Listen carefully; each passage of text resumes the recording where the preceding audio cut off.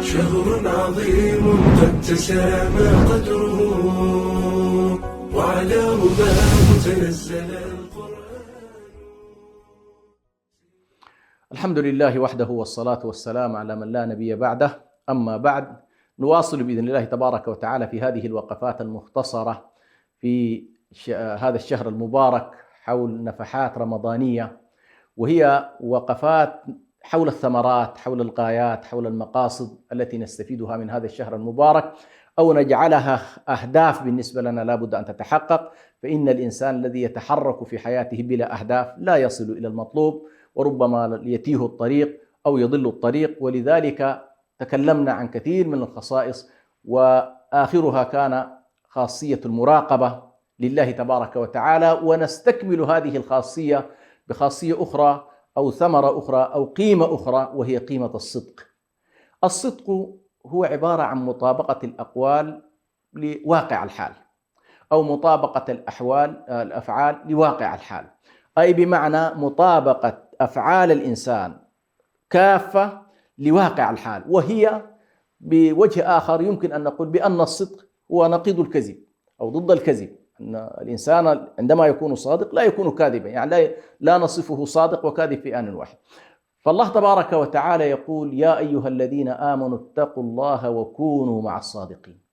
انظر كيف أن الله تبارك وتعالى نادانا بمسمى الإيمان، ثم أمرنا بتقوى الله تبارك وتعالى، ثم أمرنا أن نكون مع الذين يصدقون في أقوالهم وأعمالهم وسلوكهم وعقائدهم وتصوراتهم.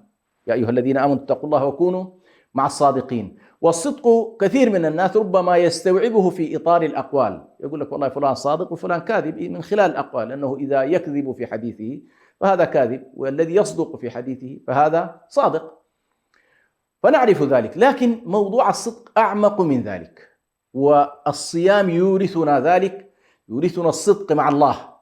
لماذا؟ لأنك عندما تصوم إنما تصوم وأنت تستصحب هذا المعنى، أنك تريد أن تكون صادقا مع الله، مخلص مع الله، تخاف الله سبحانه وتعالى، صادق مع نفسك. فأنت عندما تصوم صادقا. لماذا؟ لأنك فعلا لا أحد يعرف أنك صائم أو غير صائم، فأنت تصدق مع النفس وتصدق مع عباد الله تبارك وتعالى. فمطلوب منك الصدق مع الله، والصدق مع النفس، والصدق مع الآخرين. وفي أيضا موضوع الصدق أنت محتاج إلى صدق الإرادات والنيات، إنما الأعمال بالنيات. فهل أنت فعلا صائم ابتغاء وجه الله؟ أنت صادق في ذلك؟ لابد أن تكون هذه الصورة واضحة. لذلك الصوم يورثنا ذلك، يعني الصوم غالب لا يدخل الإنسان في هذه الشعيرة إلا وهو يدرك بأن والله إن لم يؤديها بصدق لا يكون قد نال أجر الله تبارك وتعالى. ولذلك يقول النبي صلى الله عليه وسلم: يعني من صام رمضان إيمانا واحتسابا. إيمانا أي أنه صدق بأن هذه الشعيرة من الله أوجبها الله تبارك وتعالى، فهو يصدق بما جاء به النبي صلى الله عليه وسلم، وأن الله افترض علينا رمضان، وأن الله أمرنا بالصيام، يصدق بذلك ويؤمن به، وفي نفس الوقت يرجو ثواب الله سبحانه وتعالى إيمانا واحتسابا. موضوع الاحتساب هذا لا بد أن نستحضره في كل حياتنا. لكن في نفس الوقت فعندنا صدق النيات والمقاصد، وعندنا صدق الإرادات، صدق العزائم، وهي أن تكون هنالك عزيمة قوية صادقة، وأن تكون هنالك أقوال صادقة، وأن تكون هنالك أفعال صادقة. إذن هذه كلها تدخل معنا في مسمى الصدق.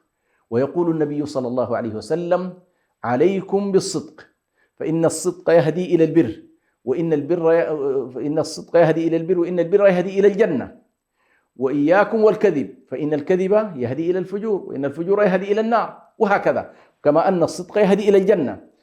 إذن عليكم بالصدق هو أمر من النبي صلى الله عليه وسلم، أي التزموا الصدق. وإياكم أي احذروا، إياكم والكذب.